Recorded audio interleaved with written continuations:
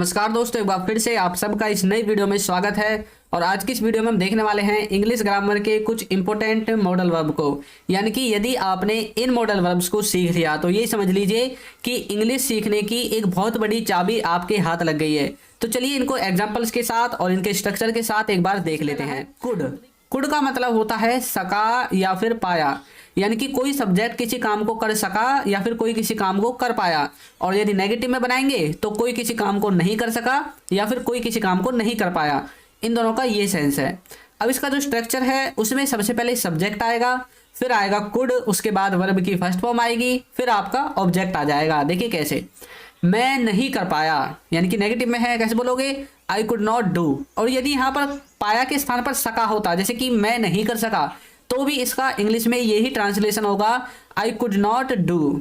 Next है वो नहीं जा पाया, तो इंग्लिश बनेगी he could not go, he could not go. वो देख नहीं सका, सी कुड नॉट सी, सका ऐसे कि जो भी आपको बोलना है तो आपको अपने जो सब्जेक्ट उसके अनुसार यहाँ पर लगाना है।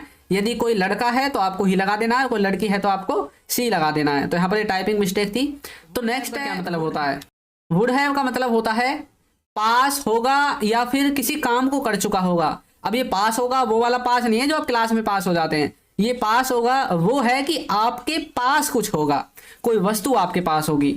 अब देखिए इसका स्ट्रक्चर क्या है, इसमें आपको सबसे पहले सब्जेक्ट, फिर वुड हैव, फिर वर्ब की थर्ड फॉर्म, फिर ऑब्जेक्ट। अब यहाँ पर देखिए जिसमें वर्ब होगी उसमें तो आप वर्ब लगाओगे, और वर्ब किस में होगी, किसी काम को कर चुका होगा इसमें। लेकिन किसी के पास कुछ होगा, इसमें आपकी वर्ब नहीं होगी, तो आपको वर्ब ही नहीं लगानी है। देखिए एग्जांपल, उसके पास पेन होगा। अब यहाँ पर देखिए कोई वर्ब नहीं है, हम सिर्फ बता रहे हैं कि किसी के पास कुछ होगा।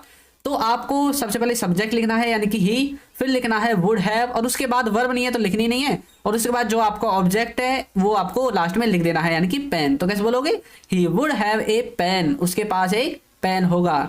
नेक्स्ट है वह खेल चुका होगा, तो इंग्लिश बनेगी ही वुड हैव प्लेड। अब यहाँ पर देखिए वर्ब है खेलना, तो ही आपका सब्जेक्ट है, वुड हैव आपका स्ट्रक्चर से आया है, और प्ले की थर्ड फॉर्म प्लेड, यानी कि आपकी वर्ब की थर्ड फॉर्म लग गई है। तो वह खेल चुका होगा, ही वुड हैव प्लेड। वो देख चुके होंगे, दे वुड हैव सीन। तो इस तरह से आप वुड हैव का यूज कर सकते हैं कि कोई किसी कार्य को कर चुका होगा या फिर किसी के पास कुछ होगा।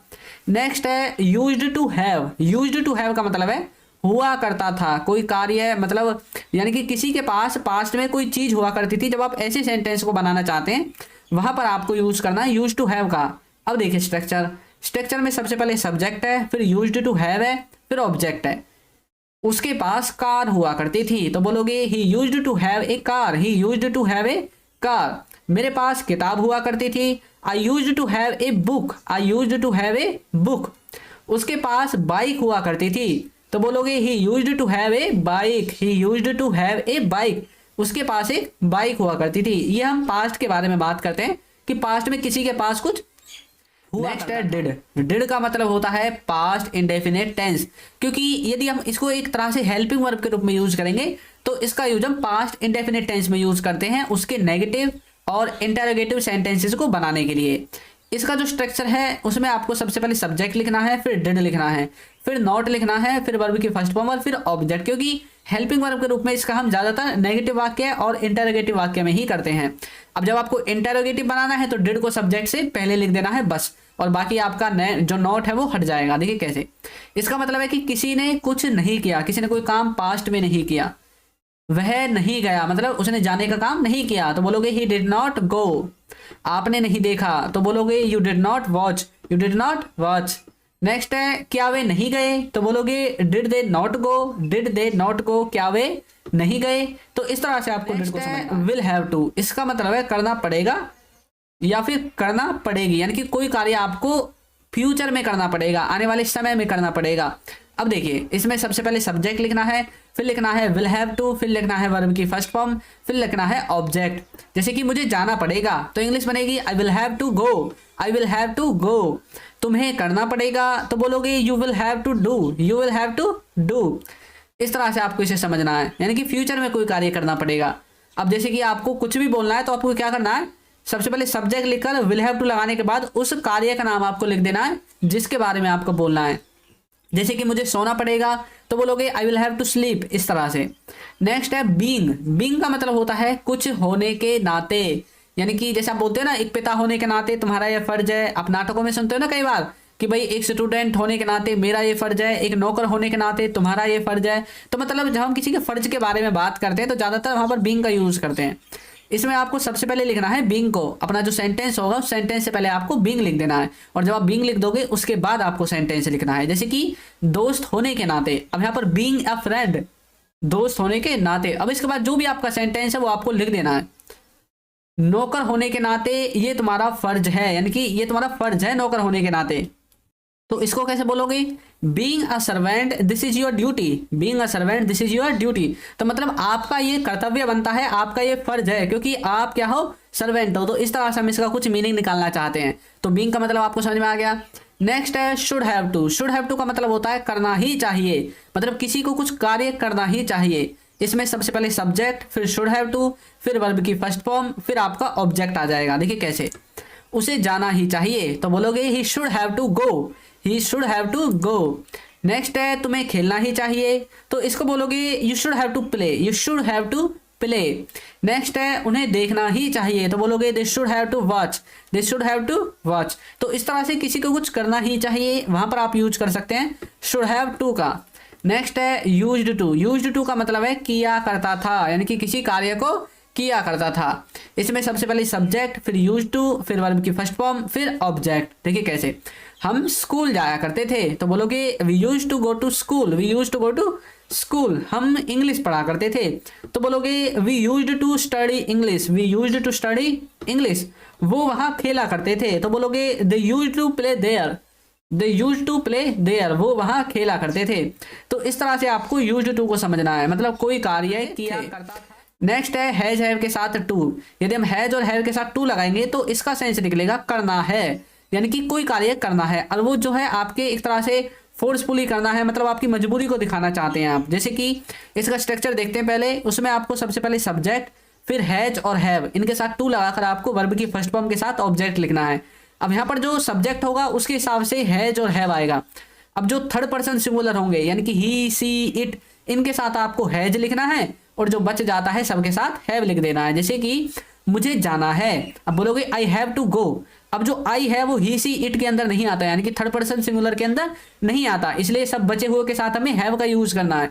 तो यहाँ पर हमने हैव का यूज कर दिया।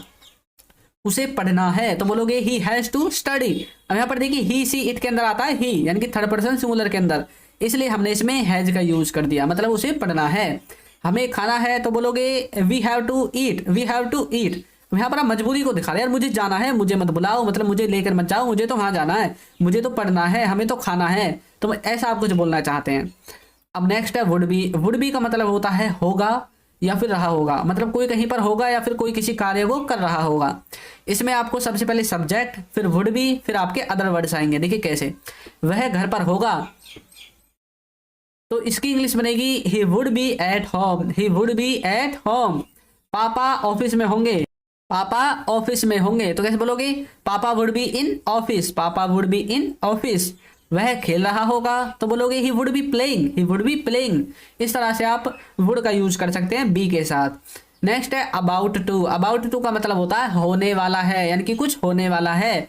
इसमें आपको सबसे पहले सब्जेक्ट, फिर इजमार यदि आपको प्रेजेंट के लिए वाक्य बनाना है, वाचवर यदि आपको पास्ट के लिए वाक्य बनाना है, उसके बाद अबाउट टू लिखकर वर्ब की फर्स्ट फॉर्म के बाद ऑब्जेक्ट को लिख देना है। वह आने वाला है तो बोलोगे he is about to come, he is about to कम।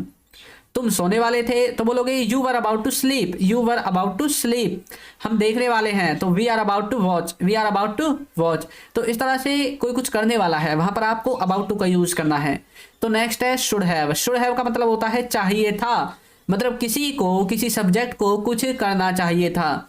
इसमें सबसे पहले सब्जेक्ट, फिर शुड हैव, फिर वर्ब की थर्ड फॉर्म, फिर ऑब्जेक्ट आएगा। देखिए कैसे, तुम्हें खाना चाहिए था तो बोलोगे you should have eaten, you should have eaten. उसे देखना चाहिए था तो बोलोगे he should have seen, he should have seen. हमें बोलना चाहिए था तो बोलोगे we should have spoken, we should have spoken. हमें बोलना चाहिए था। तो इस तरह से आप इसका यूज कर सकते हैं, मतलब पास्ट में कुछ करना चाहिए था।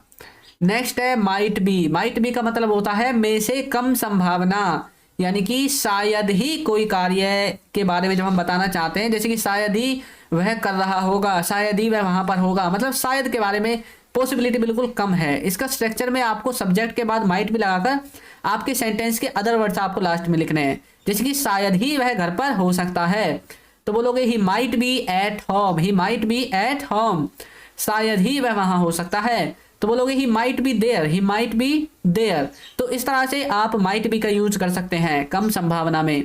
तो दोस्तों वीडियो आपको कैसी लगी है जरूर बताइएगा, और यदि अभी तक आपने हमारे चैनल को सब्सक्राइब नहीं किया है तो चैनल को सब्सक्राइब कर दीजिए, वीडियो को लाइक कर दीजिए और एक अच्छा सा कमेंट करना बिल्कुल ना भूलें। Thank you.